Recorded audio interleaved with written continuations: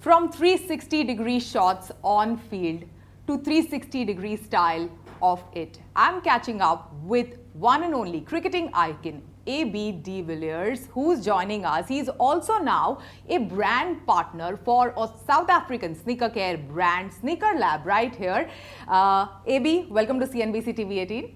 Thank you, Shabani. It's great to be here. Very exciting. AB, so straight off the bat, what drew you to become like a brand partner for Sneaker Lab? How strong is your sneaker game? I think it got a bit stronger over the years. Initially, not so good. Got my fashion sense from my mom, so we were a little bit behind the trends. Growing up in a small town just in the northern parts of South Africa, north of Pretoria, where I live now. I think what drew me to them is just the South African flavor, the passion that we have as South Africans. It's a proudly South African brand. And there was a lot of chemistry between the way that I live my life, I played my cricket, and what they have achieved over the last few years is absolutely exceptional.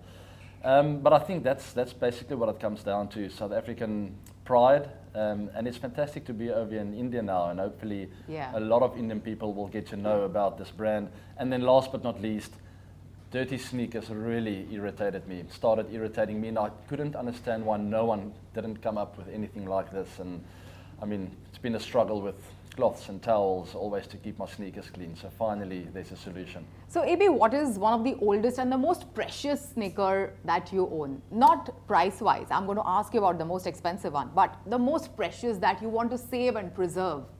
Yeah, my Sneaker Lab team will most definitely know this answer. I'm really good friends with the owners of the brand Freedom of Movement in South Africa, so they call it FOM sneakers. Sure. I have about 10 to 15 pairs of them. It's most definitely my favorites. You're also a culture connector, and sneaker culture has grown over the past couple of years. So how would you be that connector between sports and style and lifestyle? What is the role that you intend to play? I love for a sneaker to talk to the rest of the clothing that you wear on the day, color-wise, but also comfort. I'm a practical guy, so things must be comfy and make sense. Yeah. But I love just looking good. It makes me feel happy and confident about myself without going overboard and being obsessed with how good I look on the day. Amongst cricketers, whom do you think has the strongest sneaker game? I've got to think of Virat Kohli straight away. He loves his fashion. He's married to a Bollywood star, so he's a bit under pressure, big responsibility, and but he handles it really well. He loves his fashion. He doesn't always talk about it or try and show off. It's a natural thing. He likes to look good, from the hair to the beard and everything he wears, but particularly sneakers. He's got really good style with it. And what about you? What is your personal favorite game day sneaker look? Is it bright or is it subtle? What's your style? It depends if it's daytime or nighttime. Daytime, most often I would go for a white sneaker or off-white, faded white, whatever you want to call it. Once again, practical, comfortable. That also goes with that sporty look that I love, and I'm a sportsman. I'm never going to hide away from that fact.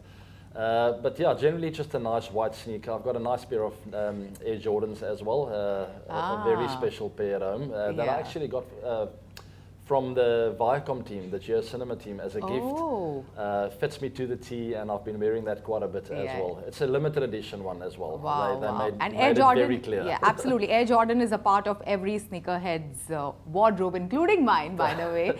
But now let's move on from sneakers to cricket. Because you've played with Virat and played against Rohit, what is the kind of impact that these two cricketing icons have had on the Indian cricket? Well, in the test format, they leave a huge legacy and very, very big shoes to fill. Talking about shoes, sneakers to fill. It'll be very tough for whoever comes in to try and sort of fill that void and try and be as good. And my advice to them would be don't try and do that. Just play your game and sort of find your role in the side. Virat and Rohit, they are irreplaceable, there's no doubt about it. But I mean, they are huge icons of Indian cricket. They've done so much for cricket in this country. And it's great to still have them around. They're not gone completely, just the test format for now. Yeah. Now I have a fun question to ask you. Like, if it was a dance-off against Virat or Rohit, which dance-off do you think you'll win? AB? No, I'll take Rohit on. Because Not Virat. I've tried with Virat, it doesn't work. I come second base there. Yeah. Okay. Now we've seen that, you've mentioned how, going to the England series is going to be akin to a marathon for the young team that is under Shubman right now. What is the kind of mental endurance and resilience does, Shubman and all the other young boys have to build to play this tournament? The good thing about the youngsters coming in, there's no scarring. Yes, they're very inexperienced. It's a huge mountain to climb. The UK is tough, but they don't know that. And sometimes that's the best thing. What you don't know almost doesn't scare you, So I think that's their hope, and to sort of, it'll take a really good leader, and maybe from the coaching staff point of view, to bring that out in them, and just to say, listen guys, the way you play in the IPL, you youngsters are fearless. Take that into the UK. It might be bold, but just go and free yourselves up and play your games and stick to that. Don't try and fill Virat's shoes or Rohit's shoes. Don't think about all the bowlers of England and their batters and the crowd. Just go and express yourselves, and that could be a really good medicine for them. We'll see if they take that approach. I think it'll work well, but that's probably the biggest advantage they have.